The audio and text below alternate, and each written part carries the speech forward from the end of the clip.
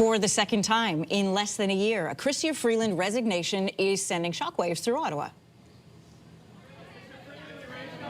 There she is after a decade on the front bench. Transport and Internal Trade Minister Chrystia Freeland has said she is stepping down from cabinet. She's not running in the next federal election. Prime Minister Mark Carney says he's naming Freeland to a new diplomatic position for Ukraine. So to help us unpack this latest announcement, we're joined by Laura D'Angelo, Vice President of National Strategy and Public Affairs for Enterprise Canada and former staffer in Prime Minister Justin Trudeau's office. Welcome. Thanks for having me. Let's go back just a second here. 6 months ago, Freeland was running to become the Liberal leader and Prime Minister. What do you make, first of all, of the timing of this resignation? I think this timing does make sense. I mean, when you think about Minister Freeland, and there's so much to talk about there, but when you think about Minister Freeland, in her time in government, she's been Minister of International Trade, Foreign Affairs, Minister of Finance, Deputy Prime Minister, Minister of Transportation. It's a lot of big jobs. And she did seek leadership. And it makes sense to me that now she's ready to bring those talents and her dedication to public service to something new. Yeah, you highlighted, this nickname that she has, which is the Minister of Everything. Since 2015, she has served as Deputy Prime Minister. She served as the Finance Minister, the Global Affairs Minister, Internal Trade Minister. Tell me what this means to the Carney cabinet to lose an experienced minister like Freeland.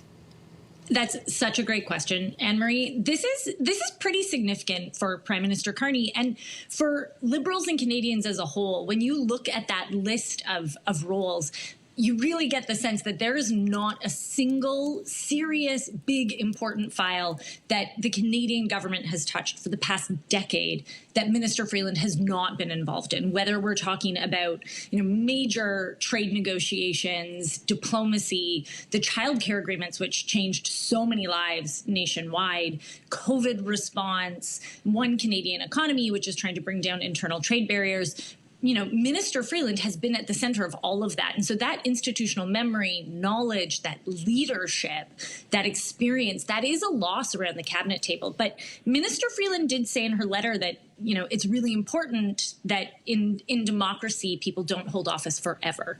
And I think that she's recognizing now's the time for a new generation of cabinet ministers. Yeah, I want to add to that list that you were just talking about and to remind everybody, I mean, she is the one. We saw the photos, bun up, pearls on, T-shirt, working out the new NAFTA, which then became known in Canada as CUSMA, and we are about to head into a renegotiation of that as she exits.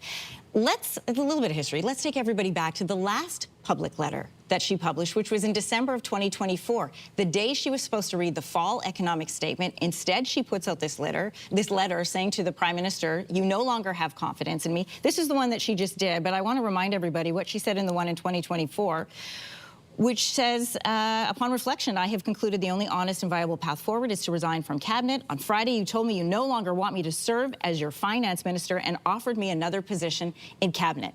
That was December 2024 when she was saying why she was leaving. When you compare and contrast that to the letter of resignation she put out on Tuesday, which says, a great strength of democracy is that nobody holds a political office in perpetuity.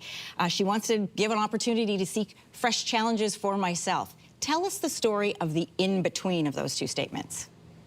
So in between those two statements, Minister Freeland did run for leadership of the Liberal Party of Canada and ran a really competitive campaign, right? Whether you agree with how Minister Freeland resigned in December or not, she certainly showed a lot of leadership in recognizing that the Liberal Party was at an inflection point and it was time for change. In that intervening time, she served as transportation minister. But the other thing she did was she took this really big challenge that was really important to Canadians to try and break down provincial trade barriers and really push that file along and introduce the One Canadian Economy legislation. That is something that Prime Minister Freeland has actually talked about for a long time. It's always been a priority.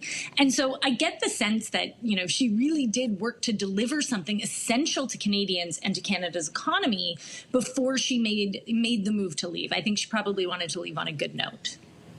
Just before I let you go, what do you make of the Carney government tabling its first budget a little later than anticipated, coming now on November 4th? I think that it's a great move. I think that, they have a lot of really big priorities on their plate, and they've been very clear that this is going to be a difficult budget for many Canadians and many programs. So I think it's great that they're taking just a little bit of extra time to make sure that they get that right, but it is certainly going to be a change for Canadians who are used to a different style of Liberal budget. Yeah, and we're going to get a chance to ask the Finance Minister about some of those changes that could be coming when we learn what's inside this plan on November the 4th. He's coming up at 8:45. Laura, D'Angelo, thanks for joining us this morning. Thanks for having me. If you like that video, make sure to subscribe to the Your Morning YouTube feed, where you can find all kinds of new content posted every weekday morning.